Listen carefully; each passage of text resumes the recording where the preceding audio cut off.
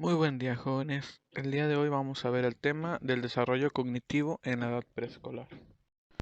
Para poder iniciar, veremos un poco más a fondo lo que es la etapa preoperacional, eh, la cual es la segunda etapa del desarrollo cognitivo según Jean Piaget. Eh, Aparece más o menos entre los 2 y los 7 años de edad. Las personas que se encuentran en la fase preoperacional empiezan a ganar la capacidad de ponerse en lugar de los demás, actuar y jugar siguiendo roles ficticios y utilizar objetos de carácter simbólico. Sin embargo, el egocentrismo sigue estando muy presente en esta fase, lo cual se traduce en serias dificultades para acceder a pensamientos y reflexiones de tipo relativamente abstractos. Recordemos que el infante tiene una forma de actuar muy egocéntrica, pensando únicamente en él mismo. Sin embargo, durante esta fase, el infante comienza a desarrollar la capacidad de poder irse poniendo un poco en el lugar de los demás, pensando en qué es lo que pueden sentir, creer. eh, Asimismo, en sus juegos ahora empiezan a incluir algunas situaciones que son ficticias. Por ejemplo, dentro de sus juegos empiezan a adoptar roles que han visto en su círculo primario de desarrollo, como por ejemplo empiezan a jugar a la familia, a distintos trabajos que ellos pudieran haber estado observando durante su infancia, adoptando papeles que han visto desarrollarse a su alrededor. Además, en esta etapa aún no se han ganado la capacidad para manipular información siguiendo las normas de la lógica para extraer conclusiones formalmente válidas, y tampoco se pueden realizar correctamente operaciones mentales complejas típicas de la vida adulta. Es de ahí de donde viene el nombre de este periodo del desarrollo cognitivo. Por eso, el pensamiento mágico, basado en la asociación simple y arbitraria, está muy presente en la manera de interiorizar la información acerca de cómo funciona el mundo. Recordemos que el pensamiento mágico es utilizado para establecer una relación causal que no es demostrable entre algunos sucesos, como por ejemplo, si un niño cree que si se porta mal, el hombre del saco la secuestrará, está cayendo en un error lógico, ya que está asociando que por una situación o una acción que esa persona está realizando, eh, sucederá un acontecimiento o algún castigo por causa del primero. Sin embargo, esta consecuencia no precisamente es real o sucederá, ya que no existe una lógica aún para el infante. Cuando hablamos de la función simbólica, hablamos de la capacidad para utilizar símbolos o representaciones mentales, como por ejemplo palabras, números, imágenes, a las cuales las personas asocian un significado. Esto se puede ver muy claramente cuando los niños deciden estar cargando con un objeto al cual ellos le han dado una connotación muy diferente a lo que en realidad es el objeto. Por ejemplo, hay infantes que tienden a estar cargando todo el tiempo con un muñeco, una muñeca, algún peluche.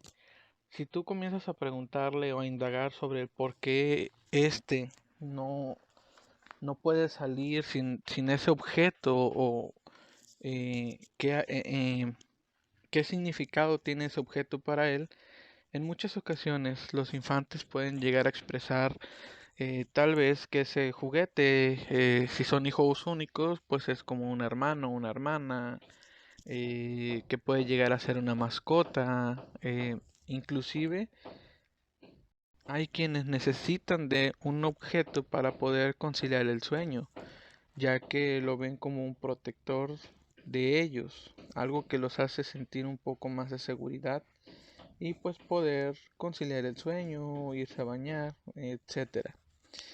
Esto es porque dentro de la función simbólica le han dado una connotación más allá de la que simplemente de la que es un simple objeto, sino que es algo más.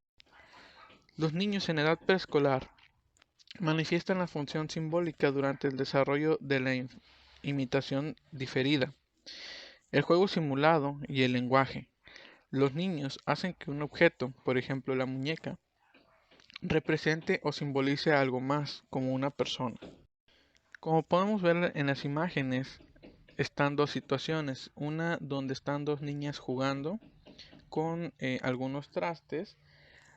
Lo que están haciendo es una representación de lo que sería una convivencia entre dos personas adultas, simulando que en las tazas o en los platos tienen bebidas o comida real, siendo que simplemente son juguetes que no tienen nada. Y por otra parte, podemos ver a una niña que está simulando jugar a que es una doctora. Muy probablemente dentro de las caricaturas o programas en los que ella habitualmente ve, pudiera ver este tipo de situaciones, por lo cual tiende a representarla mediante el juego, utilizando la función simbólica.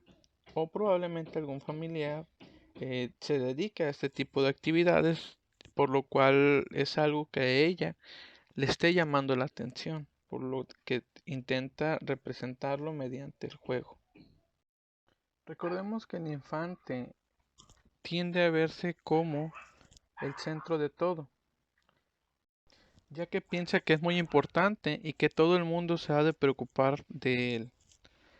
Es una persona que supone ser el centro y asume, por tanto, actitudes de exigencia y egoísmo. Muchas veces, cuando nos relacionamos con niños, nos sorprende lo que hacen o dicen. Su conducta parece demasiado caprichosa o curiosa. Esto se debe a una característica del pensamiento infantil que se denomina como egocentrismo. Gracias a esto, el niño conoce el mundo según una sola perspectiva, la de él mismo. Es por ello que tiene dificultad para ponerse en la perspectiva del otro, para separarse de su propio punto de vista e imaginarse como entidades de la cosa vista desde otra perspectiva o sentida por otra persona. En el egocentrismo, el sujeto no se diferencia de lo que lo rodea, ya sea la realidad física o la realidad social, tanto desde el punto de vista material o desde el punto de vista mental. Según Piaget, el egocentrismo se encuentra muy presente aún en el infante de los 2 a los 4 años y medio.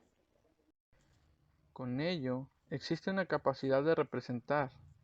Ahora es capaz de interiorizar, mentalizar hechos, personas, situaciones y sucesos.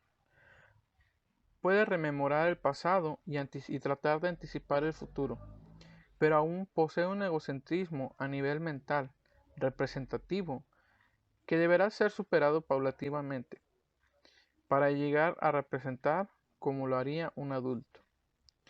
A causa de este egocentrismo a nivel representativo, confunde su punto de vista con el de los demás.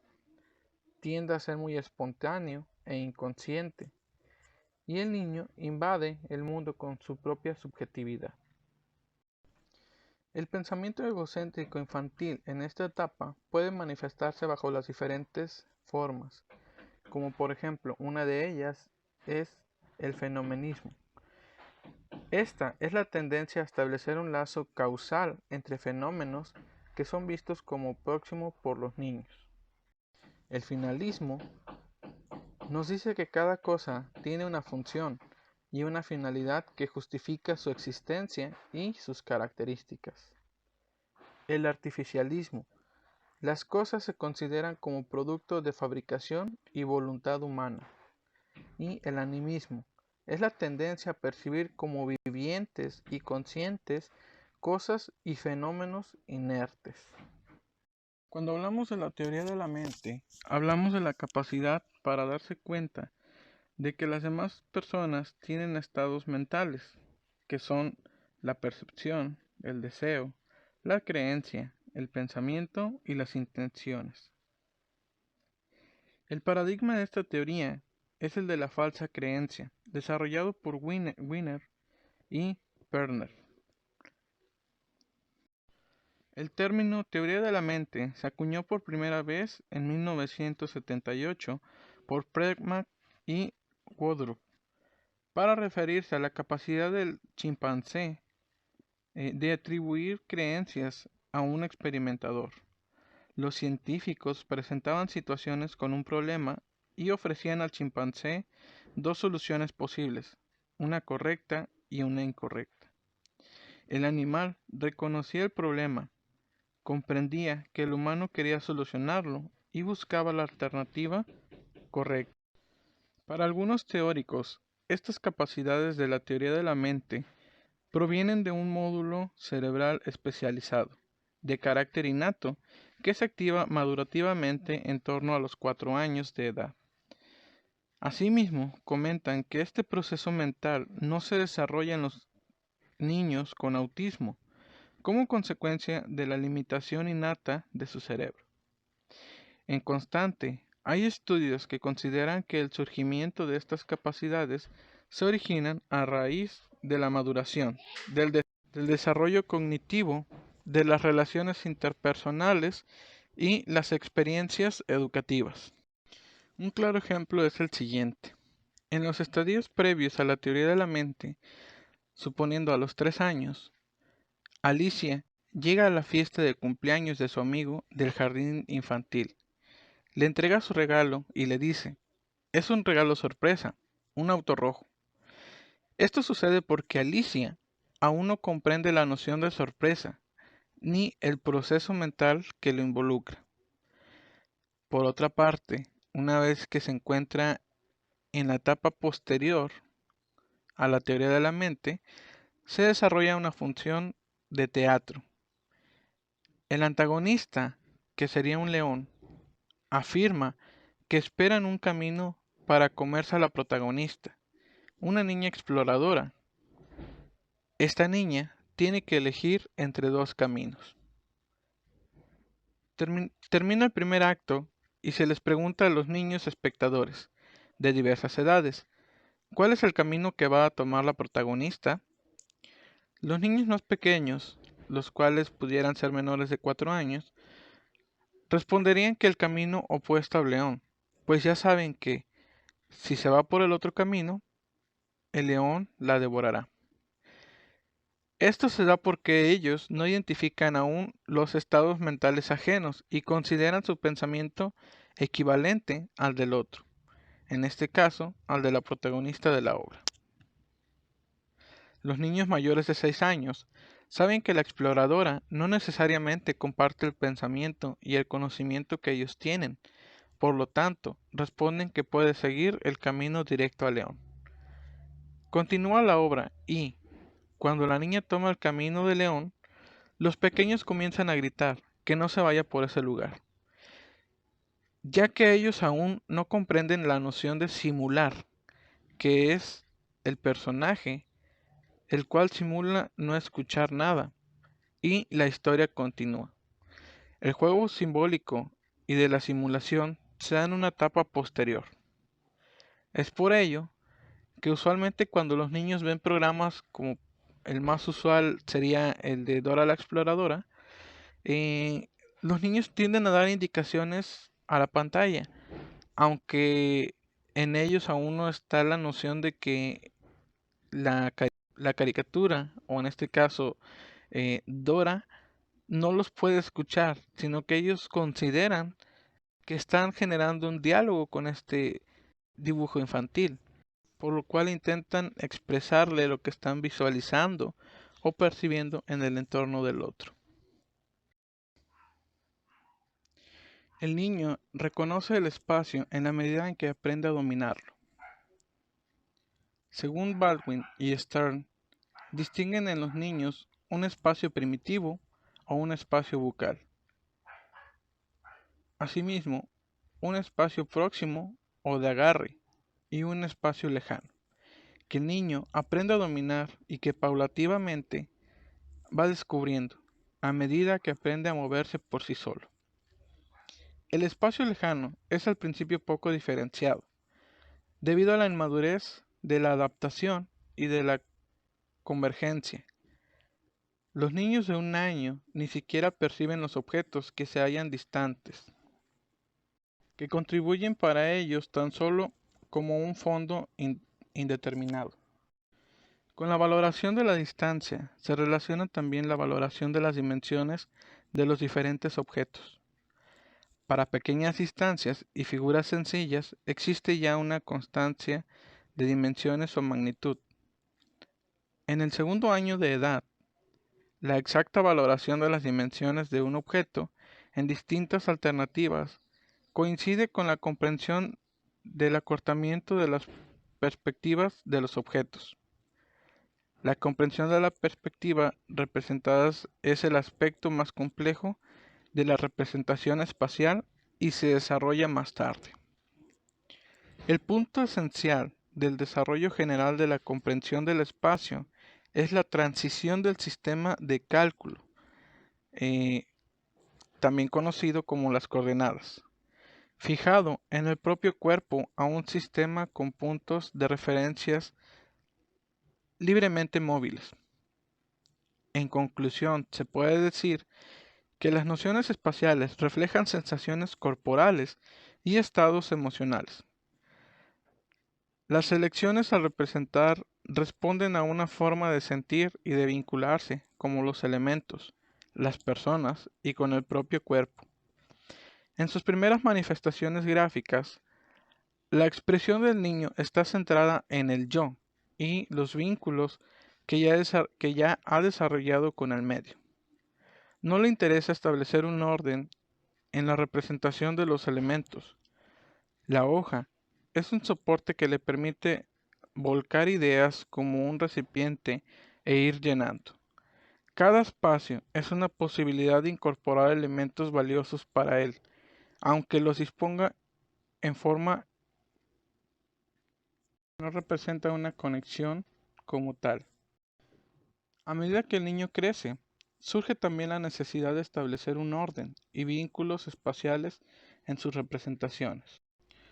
La evolución en el modo de ver el espacio es muy personal y responde a niveles de maduración que no pueden ser forzados. De nada sirve proponer desde la visión del adulto determinadas soluciones espaciales, pues éstas, para que sean significativas para los niños, tienen que partir del propio descubrimiento.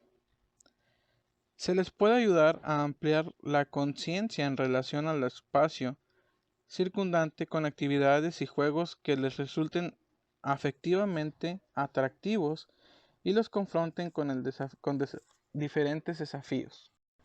Asimismo, existe una serie de soluciones espaciales que aparecen en los dibujos infantiles que no tienen nada que ver con la capacidad visual, sino con los conceptos y emociones que desean reflejar.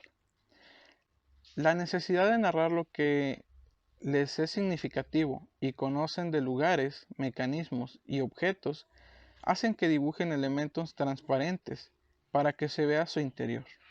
En ciertas ocasiones, expresan en un mismo dibujo dos situaciones que ocurren en distintos tiempos. También suelen dibujar diferentes puntos de vista para un mismo objeto, materializando así su experiencia en relación a este. Y hacen un hincapié en la expresión de los volúmenes. Cuando en los niños surge la necesidad de elaborar imágenes más realistas, es el momento de ayudarlos a agudizar en las observaciones. Hay un progreso enorme en todos los aspectos de comunicación y también en la adquisición de diversas habilidades numéricas. Se desarrolla el lenguaje, la capacidad de comprender conceptos sencillos y la capacidad de ver en un objeto la representación de otro. Escritura y comprensión lectora coinciden con el segundo ciclo de la educación infantil. y los dos primeros niveles de la educación primaria.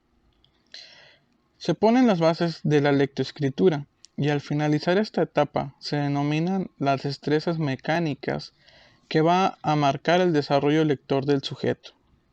Sus progresivas capacidades comprensivas y expresivas, determinando a su vez su facilidad para acercarse al círculo académico y, en suma, su éxito o fracaso escolar. Las estrategias de enseñanza y aprendizaje en educación infantil y en los dos primeros niveles de educación primaria se rigen en predictores importantísimos de lo que serán a posterior de las capacidades verbales y de comprensión lectora del adolescente.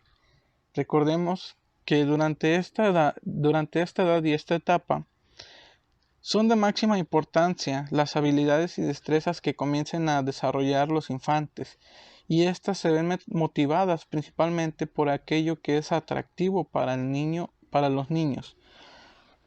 Es aquí donde el trabajo de los docentes de nivel primaria es de suma importancia, que puedan tener ellos la habilidad de poder diseñar estrategias que fomenten la lectoescritura en los niños, que puedan ir desarrollando estas habilidades y puedan generar ese gusto hacia este tipo de situaciones académicas, ya que este será un pilar fundamental para la generación de conocimiento de los niños en una edad próxima.